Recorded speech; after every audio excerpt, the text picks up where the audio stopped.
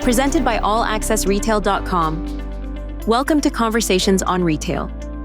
Join Brand Elverston as he speaks with Tony Madden, Managing Director and CEO of Phygital Lab by Hypervsn, to discuss the use of AI-powered holographics in enhancing shopper experiences. Let's get started. Okay, good morning, good afternoon, good evening, everybody, and thanks again for joining another session on Conversations on Retail Risk Mitigation and Asset Protection series. It's been a couple of months since we had a broadcast, but I'm super excited. And this one's a little bit out of the ordinary because largely, Tony, we interview retail VPs and we talk about retail issues and et cetera. And so I think you're the first provider and we've almost 2 years now. I guess it has been 2 years we've been doing this. So for the listeners around the world, this one's going to be uniquely different. Those that know me know my pedigree, but I've been looking for this idea of using hologram technology in a virtual customer service capacity or use case. And the business case really, where my head is anyway, is pre and post-COVID, staffing has not been the same. And I haven't talked to a retailer yet that plans to go back to the pre-COVID staffing model. Because during COVID, they reduced hours for a number of reasons, reduced the store hours. Everybody was wiping stuff down. And so the finance guys, and coming from where I spent 22 years, I can tell you the finance guys are salivating, thinking, holy crap, we crushed it. And we did it with X% less payroll. So we obviously don't need that.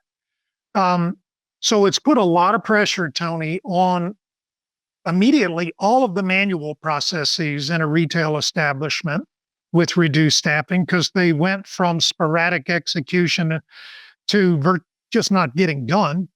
And a lot of the chatter on media and some of the interviews I've done with CNBC a few weeks ago on their Power Lunch broadcast, Reuters, Retail Wire, a number of them, the absence of staffing is opening the exposure to malicious intent. And it's also necessarily impacting the customer experience because there's nobody in the store to ask Tony, where can I find this item? You just pretty much roam around and hope to find it. So that's kind of the lead in, guys. I'm very lucky to have Tony Madden, who is the strategic lead for Hypervsn. They're based out of London. And if I start lying, Tony, correct me. But I ran across these guys in my pursuit of hologram technology. And there are others out there, guys, but this one's as close to meeting the business use case that I put out on LinkedIn 2 months ago, maybe. The operational needs. And so I'm amped about this. I'm going to see these guys at EuroShop in Dusseldorf, Germany in February to learn more. But this conversation is more about Hypervsn and what they do, what they can do, and what their vision is. So, Tony, I'll give you a couple seconds to kind of introduce yourself, and then we'll get started. Well, thank you, Brad. Yeah, it's great. It's great to join you. And this is a particular out of all the holographic conversations that I've been having over these last 12, 24 months, the synthetic human and AI is definitely one of the ones that piques my interest, especially for a customer service accelerator.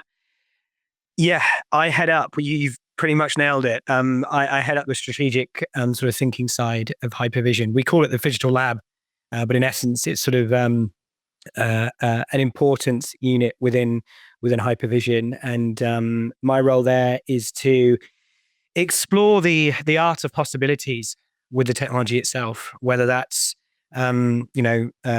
great big displays that are there strictly for driving engagement and capturing awareness, or whether it's for, as I said, the integration of synthetics and artificial intelligence with the holographic displays, and help institutions, brands, businesses to identify the value that these things can place and the problems that they can help mitigate or solve. So yeah, that's me. That's awesome. So, guys, and I'm going to date myself. So those that used to watch Star Trek back in the day, and where my head is you used to see essentially the snowstorm, and then a 3D image of somebody would appear and have a conversation. And we're not talking about the teleportation part and all of that. We're talking about in a store when I go into Target and I go and I'm standing in front of cosmetics and I'm looking at 53,000 different flavors of toothpaste and I'm trying to find a particular one. Uh, the scenario is it would motion sense through our existing camera network or a scalable solution in the ceiling somewhere. This 3D image would appear and be able to have a real-time conversation, be that through AI, remote control somewhere else, either in the store, in the market, or elsewhere offsite, and be able to help that customer at that point in time. The other component of that, the risk mitigation, is we all know in the risk mitigation industry and retail that staffing presence is a huge contributor to deterring malicious intent. Crooks don't like people. They like to be alone. They like the dark back corner of the store. And they're very brazen. But the scenario would be if Tony's in aisle 6 at Target, and we notice he rakes off 25 boxes of Crest white strips, pick your product. That's not a normal scenario. So we would flag on that and be able to engage remotely, and that image appears and says, "Sir, I see you removed 38 boxes of Crest white strips. Would you like 38 more?" With the subliminal message being, "We've got eyes on you. So, head down the street, go elsewhere." So a twofold use case. So anyway, those that don't know Star Trek, I'm sure the youngsters on here can Google that and figure it out. But so, Tony, let's get started with what was the founding vision? What got you guys up one morning and everybody sitting there drinking a beer?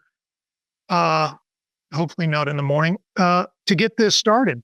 What was the tipping point for you guys? Great question. It's for the founders of the business. Obviously, I wasn't a part of that unique team, but I know the story, and it's really comes from a place of obsession, with three-dimensional imagery, machine learning, and it came from two school kid friends that grew up in Belarus, and later on they both ended up in the UK and London, where they attended university. And it was actually during their PhDs that they reconvened and rediscovered that they have the same passion for three-dimensional visuals. Both of them were studying forms or areas of computer science mixed with 3D holographic images, and how to render and bring things like that to life. So after completing their PhDs and going through a series of different exercises and research and analytics, they discovered a way of doing it. And the technology that you see today, or if you're lucky enough to have seen it, it's probably it's come on quite a few stages since the early doors. But it was a passion for 3D, very similar to what you've just mentioned. Maybe it wasn't Star Trek, maybe it was Star Wars, but something similar to that, where we have this magical notion of being able to beam objects, people, things, make people appear as if they're real and as if to float. And they were in the pursuit of that, and we are there in one form or another. Yeah, that's and do you have the ability to pull up an image of something you guys are doing while we're talking? If you don't, that's cool. But I thought for the people on here that may not have any idea what in the hell I'm talking about, if they had the image of what you guys use in marketing materials, that'd be great. Absolutely. But the original vision, you kind of answered that question on the real world use case. So was it more in marketing is where you guys were headed, augment marketing, like in an airport and you're walking through and you can have a hologram speaking to you. What was the initial use case, I guess? For the original hologram?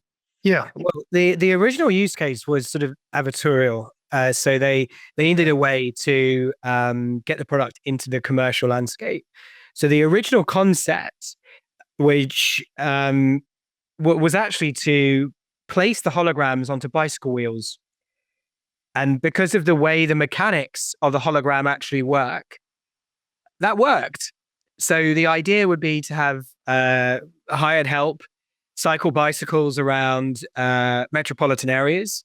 And then the within the wheels of those bicycles, you would see the floating products or brands messages, and that would be sort of a commercialized way of utilizing the holograms, because every business needs to build, right? So in the first instance, that was it. The most recent developments, generative AI in the last sort of decade, and the new demands within both retail operations, but also from consumer expectations, has led to the integration of more advanced technologies and progress, which has meant that we can then merge those two areas together. And what you then later see, and I will bring something up for you on the screen in just a moment, you then get to see something that is more lifelike and Yeah. at the cutting edge of what this technology is really capable of. So what you're seeing is actually the latest appearance base to appear towards a slightly more younger market, let's say Gen Z or late millennial. So the appearance we've got here is one of our latest editions of what we call the digital avatar, or avatar AI. What you're seeing is it in itself is in its new accessory. The microphone and peripherals that you're seeing customers talking into, or people talking into, they're asking it questions. They're asking it anything it likes within reason. Yeah. It's fully pre-configured, preset prompt, plugged into generative AI, plugged into natural language recognition.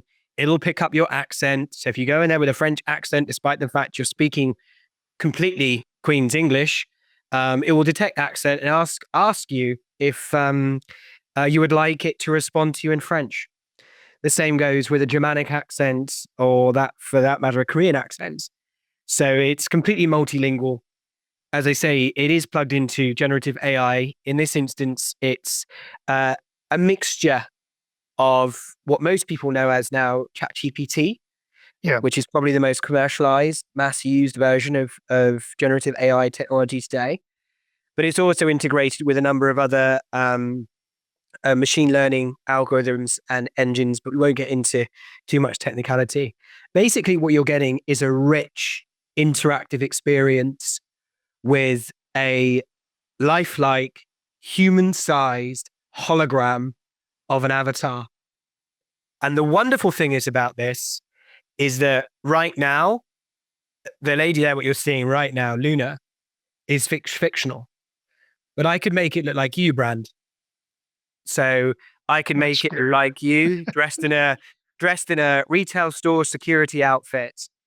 And as you said, during a certain point in time, the security guard could just be there, almost motionless, probably the occasional physical gesture, which it's all naturally programmed to do. And then upon motion detection, or if it detects, or it's plugged into or integrated into the security system, it could very easily stop you in your tracks with a volume-based instruction saying, before you go, you forgot your bag, you're on camera. So there's absolutely the ability to do something around physical security, no less. But as you can see, it's very, very, very human-like in its appearance. And that's thanks to some more of the back-end intelligence. We use MetaHuman. So for all those online gamers out there that are, experiencing more and more lifelike play, they understand exactly what we're talking about.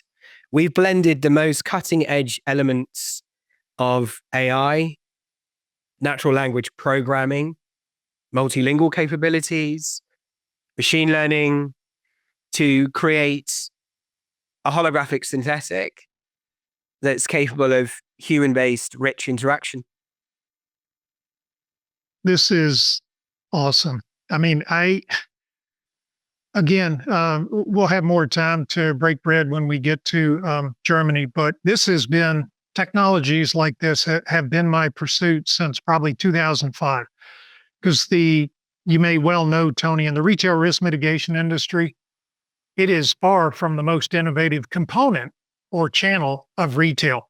So you see a lot of things locked up. You see things that I saw, in the 1970s. We're doing the same thing, addressing the same problem with the same solutions. And so I get excited with this. I've got other clients around the globe doing super interesting things, but this is awesome. So hopefully the listeners, if you're just, driving your car, hopefully you're not looking at this, but I would suggest when this pushes out, today's Friday, sometime next week, take a look at this piece, replay this component so you can see what we're talking about. And for the naysayers out there that say, well, this would never work in mass retail. I've got 4,700 stores. I would never be able to have this big fixture. There will always be people that have a problem for every solution. But this, to me, piques the interest in being able to virtually service customers who have already voiced frustration, even with some technologies, Tony. The automation that's in the store today is causing a lot of friction. So this is awesome. With me not being a ones and zeros guy, how scalable? So if I'm Walmart or I'm Target or I'm Kroger, Meyer Foods, and I've got hundreds, if not thousands of stores, and we're not getting into pricing, guys, any of that kind of thing. I'm looking at operational scalability, if you will. How hard is this? What's the lift required? Is this a major endeavor or is this fairly simple? Just like any significant new integration of technology, it requires proper planning. It requires a bunch of prerequisites, some initial conversations, which then lead into a few planning meetings. At the end of the day, identifying the role and purpose of technology is paramount before you do anything. Before we had chip and pin machines or Apple Pay in retail stores, things had to be tested. The environment had to be tested. We have to risk assessments have to be made. So it's the same thing with any new integration of technology such as this.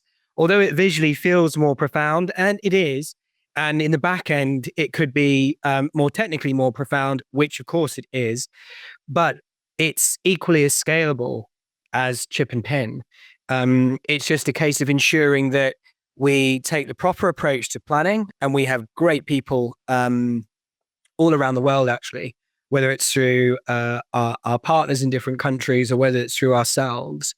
It's all about risk mitigation, understanding role, capturing what value the technology needs to play, and how do we measure that value? This is equally as important. So every department within any organization has KPIs. So we need to ensure that we have a good, strong KPI alignment. And yeah, I think that's it.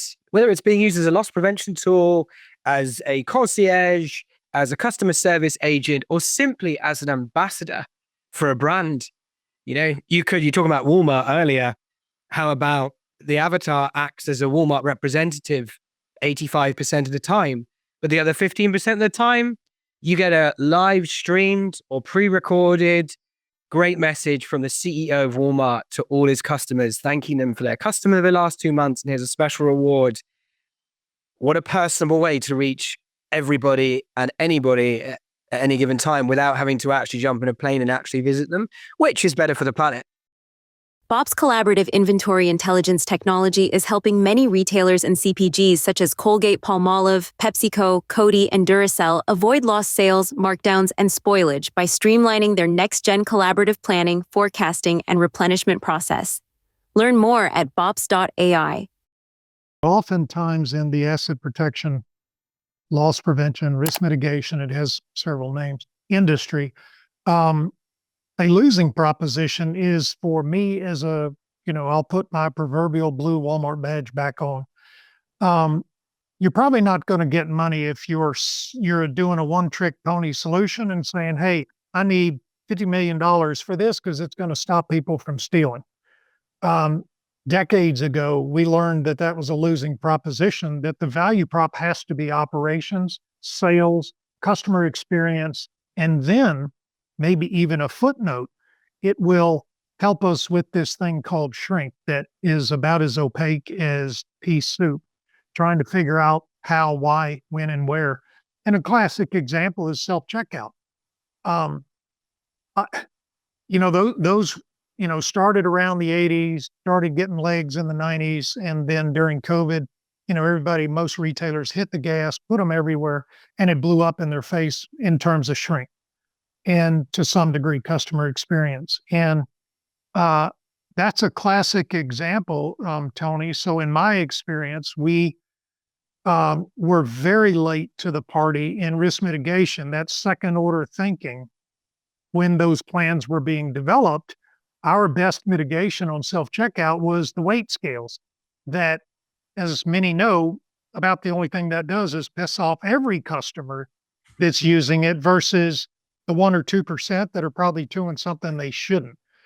And that's the solution we had for years. And Everseen was one of the firms that we layered in on the top, as have many other retailers, to help them successfully understand what is happening real time and be able to interject into that transaction before $400 or $500 of product walks out the door. And that didn't start till I'm going back to my Walmart days, probably 2013, 14. So up until that point, it was the retail operations sophistication was light years ahead of us. And we were still largely talking about police officers at the door, locking merchandise up in those mechanical, dated, friction introducing, solutions. So this is exciting. So I'm comfortable, Tony, asking what most people would call a dumb question because I simply don't know. That's fine. So simplified for us. So you have hologram technology. The avatar, I'm assuming, is the name of the image that the hologram technology produces. You're nodding your head in approval, so I think I'm good. Mm-hmm. Volumatic displays. Is that a term that fits, or is that something completely different? Because I see chatter on that too. Yeah, let's define the three first of all. So Sure. there are significant differences. So a hologram, in effect, when people think about holograms, they think about Star Trek and Star Wars, like we've already discussed. But actually, the closest thing to a real life hologram, although what I've seen you is pretty close. A hologram, in essence, is really about a photograph, and it's about being able to look at a photograph and seeing it as if it's almost got depth. And that's just basically using light to capture and recreate an object's looks from multiple angles. We've all seen it. The technology's been around for a very, very long time, but it feels like it's light years away from Star Trek or Star Wars, right? Holograms are 3D images created by light interference patterns. So it often appears as floating without the use of an actual screen. And that's how Hypervsn actually works. And I'll get to that in just a second. Avatars is a terminology. So it's a digital representation, really, of either a person like you or I, or a character taken from fiction. And it's typically used in kind of like virtual environments like gaming or VR or online profiles. They've been around for quite some time. You remember the Nintendo and Sega Mega Drive? I mean, we were using avatars then. So that's kind of, it's almost like an online profile or online personality. And then volumetric display is about creating 3D images that are actually viewable from multiple angles. So the way they achieve this is by projecting visuals within a physical volume, allowing the object to appear in 3 dimensions, but you are limited by the quality of that image. So in all intents and purposes, holograms don't really exist today as perception, as common perception would wish they would. They don't. You mentioned Star Trek. Actually, the closest we are to today is actually the 2004 film I, Robot. So for any of your listeners that have seen it, there is a robotics founder in that film called Alfred Lanning that I won't give away the plot. The theory is he commits suicide, and Will Smith is the character he plays as a detective, and it's set in 2035, so we've got another decade. But in that film, Alfred comes back to help the detective, or at least his consciousness does, in the form of a hologram. And there's a beautiful shot where we see Alfred appearing, talking to the detective. But as the camera pans around, Alfred disappears. And it's almost as if it's like an extraordinarily thin screen. And behind, we can't see Alfred. So we just see him from the front. We're closer to that. In fact, to be honest, we're actually there with that. I would say that is what Hypervsn is. So it is that. The difference is that we've improved the framing structure to make it feel a little bit more elegant. And we also have the capability to doing it back to back. So when you look at a Hypervsn technology hologram, you have about 178 to 179 degree viewing. So if you and I were to stand either side of the hologram, our peripheral would just about pick it up. If you're standing anywhere within that viewing angle, then you would be able to see, communicate everything else. If you were to stand directly behind it, of course, you couldn't see it unless we configured it with a back-to-back, in which case either the hologram's frontal face or frontal appearance could be seen both sides, or we could share it so it was the back moving and synchronizing exactly the same way. So those are kind of the 3 differences. So let's go back to Target. Well, let's pick on Kroger. So you're in a Kroger store and motion senses, the hologram appears. Would I, as the customer, be the only one seeing that? So directionally, how would that work? If because obviously I could be anywhere in that 60-foot aisle. How would that work? And would I be the only person being able to see that image? Quick answer is no, you wouldn't be the only one. So depending upon where the avatar was positioned in the store, so let's just say a large format Target store, and let's say that maybe you've got 2 or 3 avatars, but for argument's sake, let's say you've just got one, and you've positioned the avatar in maybe the middle of the store to one side, so the back of the avatar may be facing a wall, and you created some kind of illumination behind it, just using basic light to help people, to encourage people to interact. The avatar can either be always on, so always in appearance, doesn't necessarily require near movement or motion detection to activate it. Or it can appear when motion is detected. Anybody within 178-degree viewing angle of that particular setup would be able to see the avatar. They'd be able to see it up there. So people right in the back corners to the east or west of the store would be able to see it. Sorry, north or south of the store would be able to see it. Anybody kind of at the angle of the top corner, difficult to explain, but they wouldn't be able to see it. So anybody within that almost 180-degree viewing angle would be able to see it.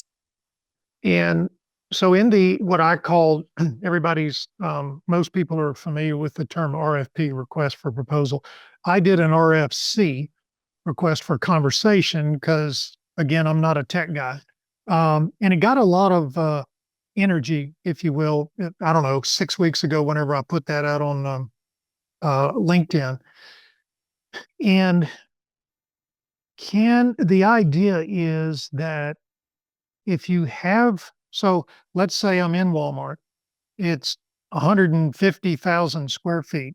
But there'll be, I'm going to go out here on a limb and make some assumptions. There'll only be certain places in the store that I'm more interested in from a risk component than others. So, in other words, I'm not worried about spending any money putting hologram technology in the bakery. Somebody steals a donut, big deal, or a grape or anything, but electronics, dark corners in the back of the store, maybe jewelry, certainly hardware, high-end hardware. So those cosmetics, those traditional high theft areas. Um, is this possible? If I, so in a normal retail environment, a handful of stores would be typically called a market. So it'd be 10, let's say 10 or 20 stores is a certain market, and the operational leadership supervises just those 10 or 20 stores. Would it be possible to have offsite remote? So in the market store, could I monitor these 20 holograms, if you will, in my 20 stores and be able to have real-time conversation? Or is this something you see we probably ought to have another uh, another solution to that? How does that work? So just so I answer accurately, are you talking about remote control over the voice of Yes. the holograms? Yep. It can be achieved in a number of different ways. At the end of the day, what we're talking about is a software stack. So behind the sort of illuminated floating visual appearance of the human, you obviously have control over what that human says, when it says it, and how it says it. Remote intervention is totally a possibility. So if there was let's say a security concern and a manager wanted to say, hang on, someone's about to put that in their bag, I can see it. In theory, yes, the security could remotely manage the voice of the avatar, take over and say, hey, I can see you, don't do that, or something else, depending upon what the person wanted to say. So, and that could happen in any location, because you're talking about managing the content and the rules of that content from a centralized location. So yes, it could be done. So on the customer service, I'm trying to think the use cases. So, if I'm Walmart and I'm going to have one of these in cosmetics, one of the high theft areas, certain part of cosmetics, and a distinctly different engagement on customer service, being able to find which of the 3,000 flavors of toothpaste, where is it, versus you just took a lot of stuff off the shelf. Can we, help you? Security is not far away, whatever they wanted to say. Another dumb question. Is that something that could be pre-programmed? 100%. Oh, So, wow. Okay. yeah, 100%. The avatar can be both integrated and pre-programmed to understand the layout of the store, where certain items are within that store, which aisle. It could also be programmed to take into consideration its known location of itself.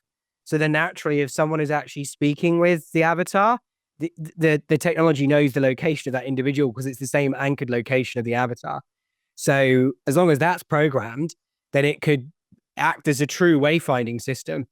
And if you wanted to go an even step further from an experience perspective, you can even have it integrated with a light illumination system that illuminated the light aisle, or maybe a shelf edge solution that illuminated it on the shelf for that individual. Depends on how far you want to go. But absolutely, from a verbal instruction perspective, even from a hand gestural perspective, if you asked it, where can I find gluten-free pasta? And you're in a gigantic, as you say, like, I don't know, Walmart store or Asda store or something like that, if you're in a different part of the world, you could easily say, absolutely, that's in aisle 20, walk north, east, and you'll see it, or something like that. Or it could be even more specific than that. Wow. You're getting my head off track here. This is awesome. So I really don't see any significant limitations. So let's wave a magic wand and say, we could get in a US retailer as a proof of concept. What's needed hardware wise to make this work? And, do you have a server? Do you have to have projectors in the ceiling? Can you use the existing CCTV camera network? What does that look like in a store? It all depends on how far you want it to configure and what's required of the avatar. So if it were to be called, let's say, an off-the-shelf avatar, where you want it to have a set data information stack. So let's say that it's going into a fashion retail store, for argument's sake, and you want it to be aware of the latest lines, the diffusion lines. You want it to be aware of what's on trend at the moment. You want it to be able to distinguish between what to say depending upon someone's age, if they're willing to share it, and also the whereabouts of the store. Once that's all pre-configured into the machine, into the brain of the avatar, it's then a case of you've got your accessory, which is the main framing of it, which lights, colors can be influenced by the brand or the store or the environment it's going into. And then you've got your peripherals. So how do you want to interact with the avatar? Do you want it to do it completely accessibly? So it's got a little interface as well as a microphone.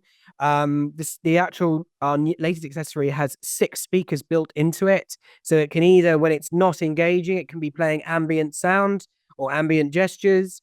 And then when a person actually interacts with it, they've got the peripherals to do so. Then you've got the core elements that create the holographic avatar itself, which is atypically 3 motors, 3 sets of blades, what we call a smart V box. Then you have a cloud-based content management software, which controls the whole thing. Okay. So let's go to electronics and a major retailer. Best Buy is a big electronics retailer here. And let's say in the, computer area where most people have questions and they know that. The avatar, could that have a meaningful conversation? So if you're me and I go in, I'm like, dude, what the hell? What's the difference between this laptop and this one other than $500? Walk me through where I care. What's the difference? Is that too possible? Yeah, absolutely. And it does it in a, we would probably do it in a slightly more programmatic way.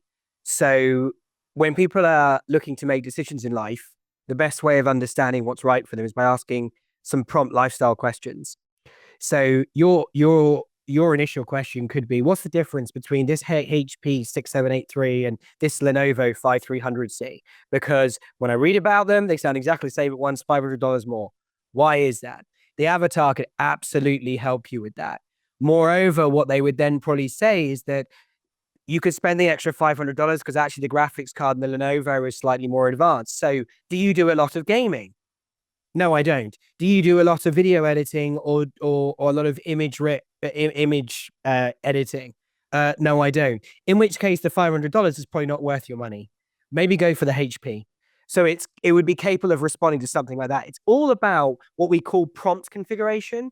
So if it's a technical or an electronics store, we upload all the information about all of the devices.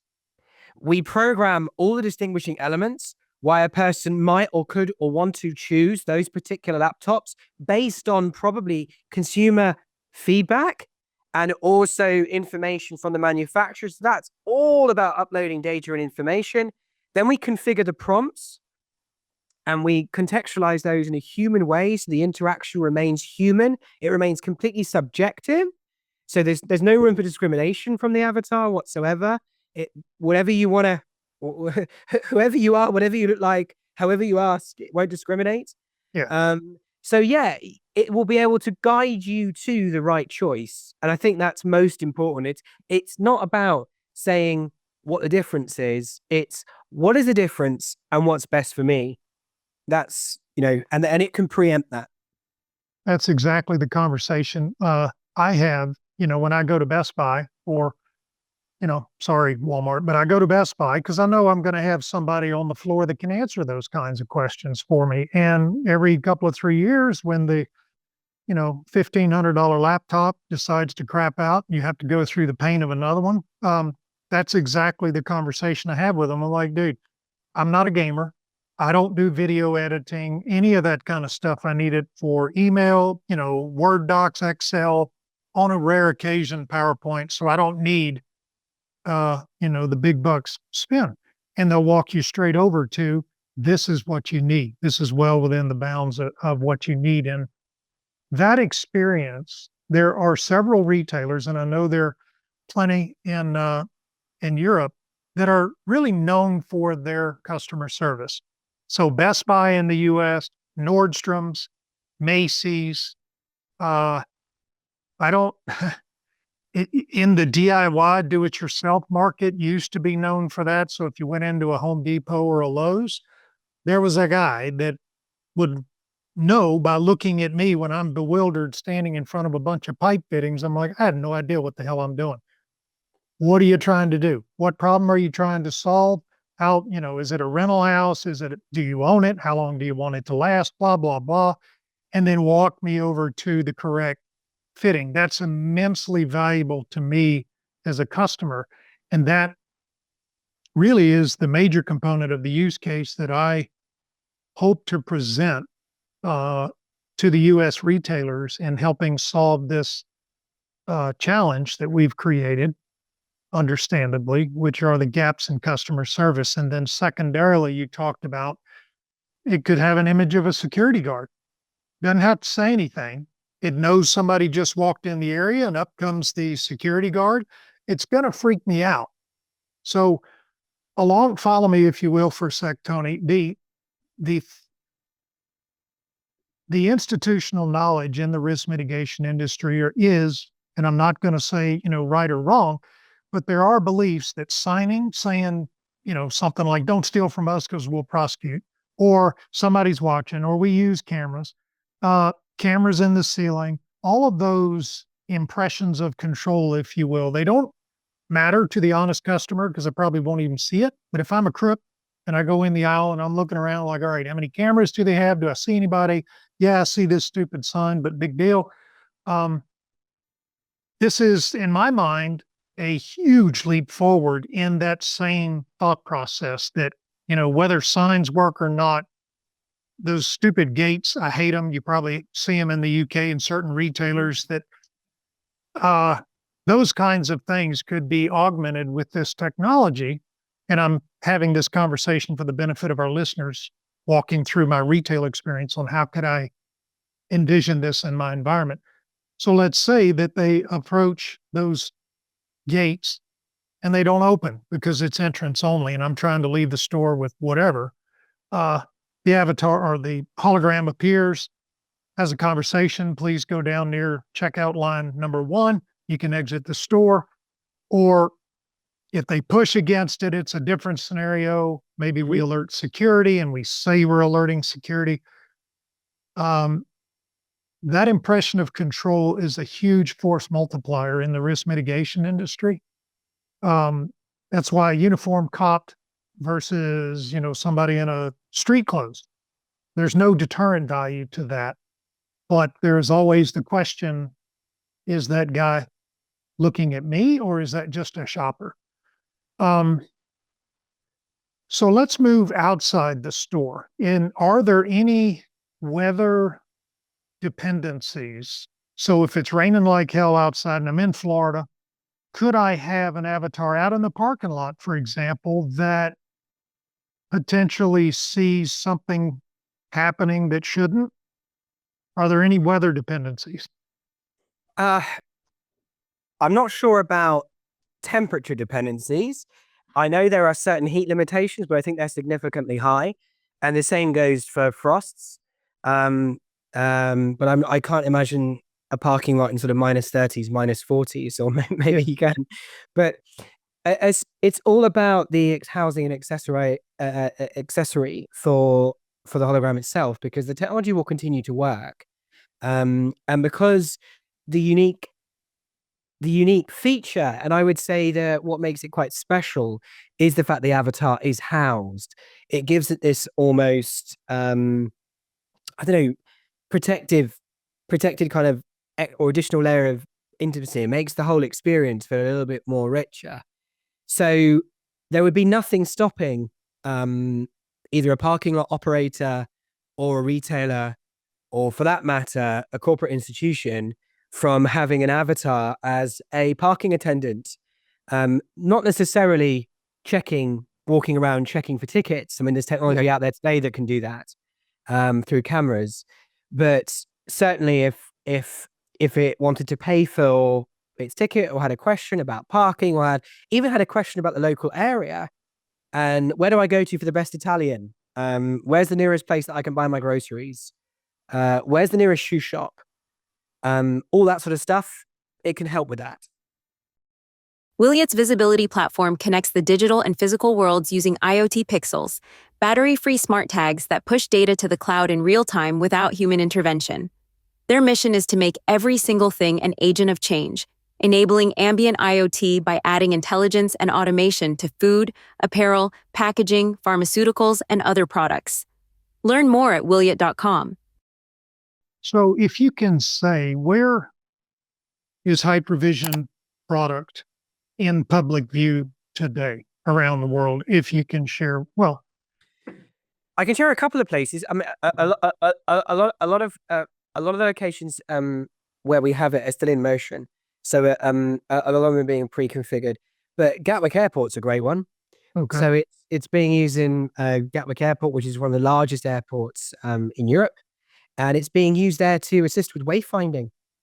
They had quite a significant issue with airport navigation, as well as unattended baggage, and where to collect baggage once you'd returned from your flight, and where to collect your luggage from when it's been lost, or it's been unattended. That can create huge issues for airports. And so the avatar there acts as a concierge. It directs people in multiple languages, tells them where to go throughout the airport, where to find their luggage in which conveyor belt, and where the luggage is within the airport from a loss prevention perspective. And it's proving to be very successful. Their ambition is to do more and more of them. We have done the human hologram for a number of different countries and municipalities throughout Europe to stream figures, ambassadors all around the world from single locations. Something exciting is happening in the US right now at Connecticut State University, where they are actually working with the digital avatar with one of our partners, Hypervsn, to create the first synthetic holographic AI support helper in school. So in educational environments, to help enrich the learning process, not to replace, but to supplement and enhance the learning experience. So whether that's Connecticut, right? Connecticut, is that, the article that I'll put out there. I was thinking about making a quick trip up there to see that, because some of our listeners, of course, US-based listeners, may be asking, where in the hell can I go see this? So Connecticut State University is probably a good starting point. Yeah, it is definitely. I mean, it's being developed at the moment, or it can in fact be finished now. But it's definitely there. Whether it's available for complete public view yet, I'm not sure. Yeah. The other side, I mean, you're obviously talking about the digital avatar at the moment, but if you want to see the hologram in all its glory, the world's largest one is at Sphere in Vegas. So at the new Sphere building, there's a 200-foot hologram there, which is one that we created, as well as other smaller holographic. So for anybody that is curious about the technology itself, that you can go and see them there. But we're going to see more and more synthetic holograms with generative AI capability pop up all around the world next year? I would, nirvana for me is that post Eurosys when we're there. I would love to see you guys in a major US retailer, even if it's proof of concept. I mean, we retailers do some goofy stuff. They test things that you're kind of like scratching your head, like, where's the profitability? Where's the path to profitability with that? A good example is drone delivery. If the drone can only carry 5 pounds and it takes 2 pilots and a massive infrastructure and essentially an airport behind the store and pilots and all the Federal Aviation Administration complexities, how does that make money? But we're doing it. Retailers are doing it with some vision of profitability somewhere down the road. So it's not crazy for us, you and I, to consider that, you know what, let's pop this in a store and start chipping away at it. The second order thinking. How does this help risk mitigation, customer service augmentation? And sure, so this is primarily for some of the naysayer listeners. Sure, there are going to be hurdles we have to cross. Number one will be the expense. So if, Tony, you're telling me, and again, guys, we're not going to talk about money on this, we never do, but let's say it's, $15,000, $20,000 per store for 3 units. Well, if I'm Walmart and I've got 4,700 stores, it's probably a showstopper. That's an incredible amount of capital, and with a very difficult return on investment view, if you will. So we're not anywhere close to that, but my hope would be that we could pop this in a US store somewhere, if nothing else, as a display like what you just mentioned in Vegas, saying, hey guys, retailer tech guys, if you want to go see it, it's in Kroger in Cincinnati, wherever, the store. Where do you see in the next 2 or 3 years this technology going? What's your best guess on capability? I see there's 2 parts to it. Let's start on the outside in. So from an appearance point of view, I see it becoming more and more refined. So it becomes more and more human-like. Basically that's down to computer science improving, which it's only on an upward scale. We have to consider our ethical principles as we go down that route, is particularly with AI. We need to manage that. It's a balancing act. And we will be keeping a very, very close eye on that. But I see more advances in the physical appearance. I see gesture and weight balancing of the individual becoming even more spontaneous, maybe being written into a complete spontaneity algorithm. So we don't even know what next gesture it's going to do. It will never be profanity and it will never be crude. Yeah. But of course, it's just a shift in body weight can change the way somebody looks. So Sure. the more human-like I believe it will become, without scaring people, because that's also a part of it, is that if you make something look too human, it starts to deter people. So if you keep it looking slightly brighter, give it an aura, almost make it look like it's got an almost flawless capability, then we perceive it more as entertainment, or we at least frame it in that part of our brain. There's no association with fear. It's closer to envy, I think, than fear. From an internal perspective, it's got to be, as I say, AI, but it's also about integration.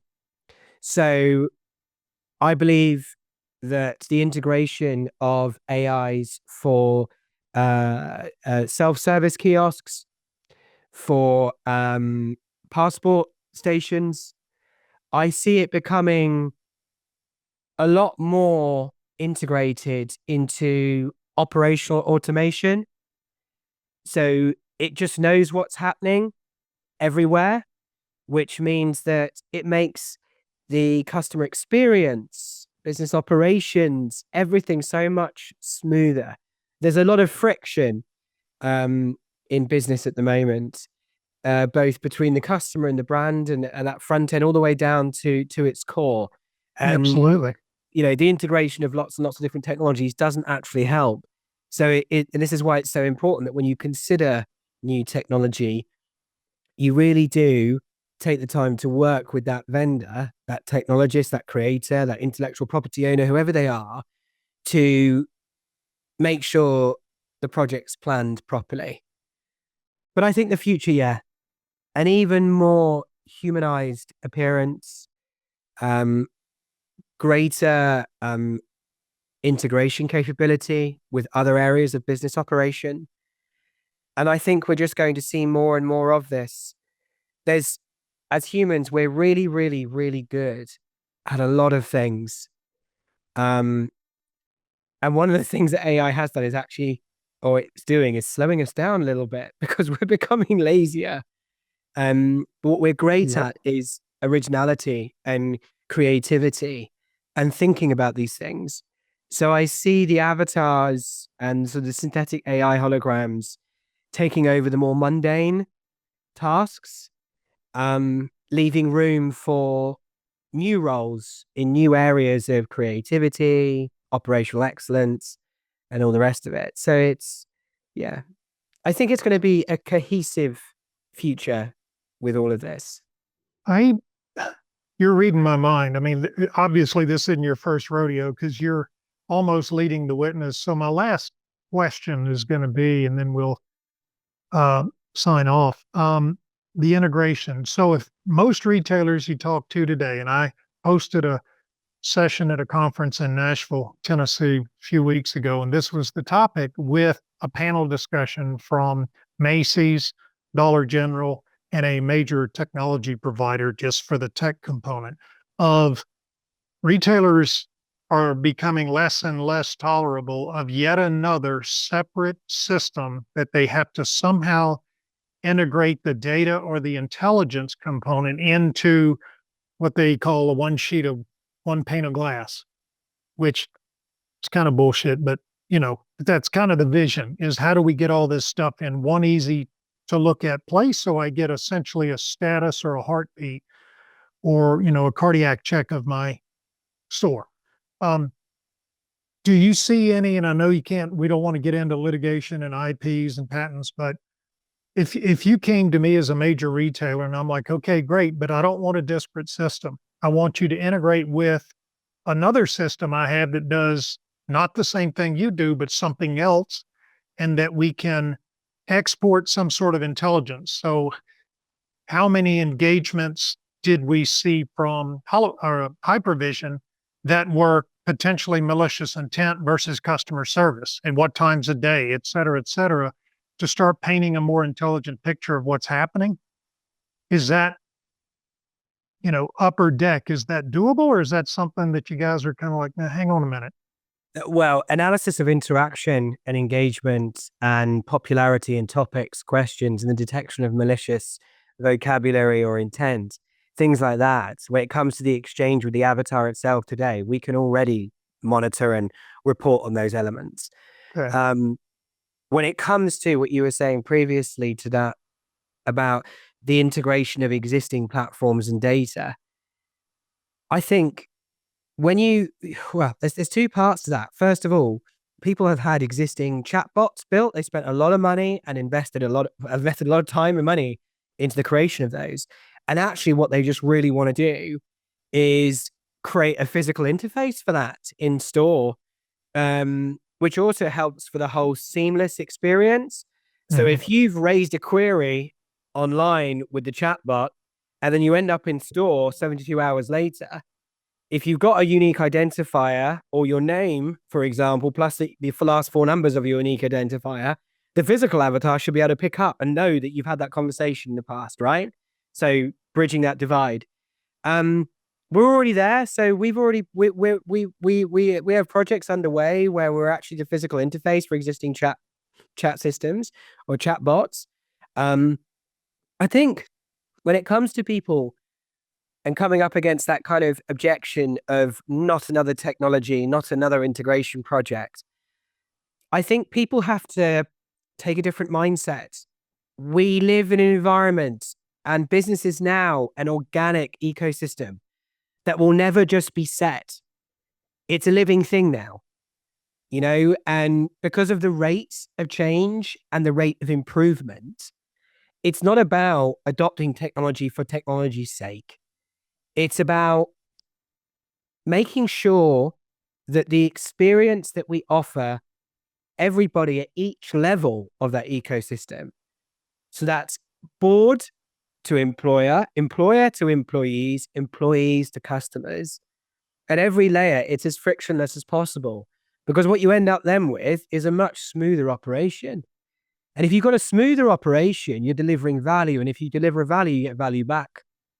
It's that famous quote, isn't it? If you occupy mind share, you'll get market share. So I think that's it. Is don't be fearful of further integration. There's always going to be a little bit more, because for every step in improvement, there's a tiny bit of work to do. But the idea is that the return on whatever that time is that you put into it pays off. And when you consider technology, especially something like the digital avatar, this is a shared benefit. It is not singular. Although we're talking about risk mitigation and operational efficiencies, of course, it's evident and obvious how it can help to mitigate, in some cases, completely remove some elements of that. But it's also about training, communication, dissemination of information, promotion, experience, accessibility, individuality, multilingualness, inclusivity. And that hits brand, sales, marketing, operations, visual merchandising. It hits every aspect of a business. And finally, by doing it, you've just made one massive commitment as a business. You're committed to all of those things for your customer and for your employees. You're committed to a lateral approach to problem solving for the benefit of everyone. Which business doesn't want to stand for that? It's so. Yeah, this this has been awesome, Tony. This is everything and a lot more that I had hoped to get, because this to me is the beginning of a conversation in major retail and a certain component of major US retail that is in desperate need of innovation and fresh thought, which is the risk mitigation channel. So while the use case is disproportionately larger for virtual customer service and et cetera, the smaller component, but in dire need, is that risk mitigation component. So anyway, thank you so much, Tony. I can't thank you enough. This has been really awesome. I've done a ton of these over the last 2 years. We even had General David Petraeus, not this past August, but August before. And I put you up there with that.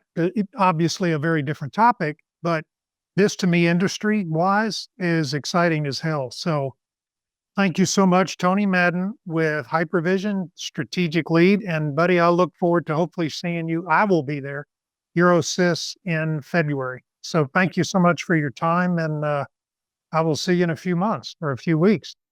You're very welcome. Well, thank you for having me. And I look forward to seeing you again. Good. See you, buddy. Thank you so much. Thank you.